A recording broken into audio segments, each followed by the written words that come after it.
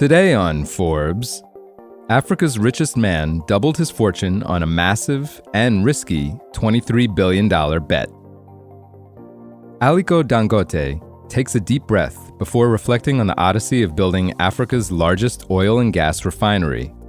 Speaking with Forbes via video conference from an office space at the refinery, he says, quote, "This is a very, very big relief.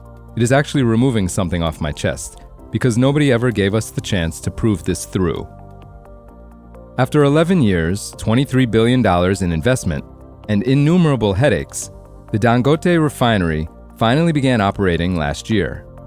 Located on a sprawling 6,200-acre campus in Nigeria's Lekki Free Zone, about an hour outside Lagos, the refinery processed around 350,000 barrels of crude per day in the second half of 2024. In January, it processed 500,000 barrels per day. At full capacity, which is expected next month, a whopping 650,000 barrels per day, the Dangote refinery will be the seventh largest refinery in the world by production and the biggest in Africa. Its adjacent petrochemical complex has an annual production capacity of 3 million metric tons of urea, making it Africa's largest fertilizer producer. Dangote's refinery is already impacting global energy markets. Imports of gasoline into Nigeria are on pace for an 8-year low, affecting European refiners that traditionally sold to Nigeria, according to energy intelligence firm Vortexa. And thanks to the refinery, Nigeria has become a net exporter of jet fuel, naphtha, which is a solvent used in varnishes, laundry soaps, and cleaning fluids, and fuel oil. This according to S&P Global. With his project coming to fruition, Dangote is now worth an estimated $23.8 billion, almost double what he was worth last year. He insists he's even richer. Already Africa's wealthiest person, the 67-year-old Nigerian, moves back into the ranks of the top 100 richest since 2018, according to Forbes' real-time billionaires list. It seemed not long ago that Dangote's refinery might never come online. In late 2023, some observers expressed doubt the plant would even work. Even once operations began early last year, Dangote struggled to source crude oil from the Nigerian National Petroleum Corporation, Nigeria's all-important state-owned oil company, threatening the project's financial viability. Dangote says the refinery is part of a larger mission.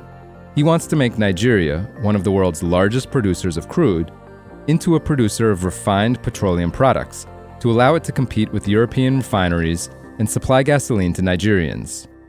Prior attempts by the Nigerian government to build and operate large-scale refineries ended in failure, leaving Nigerian consumers and businesses reliant on petrol imports, mostly from Europe.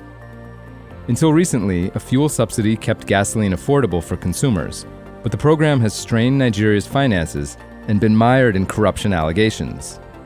Billions of dollars were siphoned off by regulators and middlemen over a period of decades in a scheme that disincentivized maintenance of state-owned refineries, many of which sit idle or in a state of disrepair.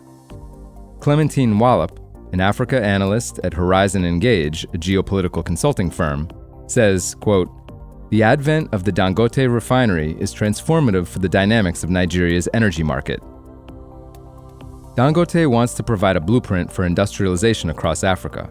He says, quote, "We have to build our own nation by ourselves. We have to build our own continent by ourselves, not rely on foreign investment." He says that his refinery represents, quote, "a pivotal step in ensuring that Africa has the capacity to refine its own crude oil, thereby creating wealth and prosperity for its vast population." Dangote is determined to make the refinery a success. The billionaire says that he still spends a lot of his time at the refinery, meeting with engineers and managers. There are more challenges ahead, including building a subsea pipeline to transport natural gas from the Niger Delta to Lagos, and doubling output at the refinery's fertilizer plant. He also says he wants to take the refinery public in the next year or two. Dangote says, quote, "I've been fighting battles all my life, and I have not lost one yet." For full coverage, check out John Hyatt's piece on Forbes.com.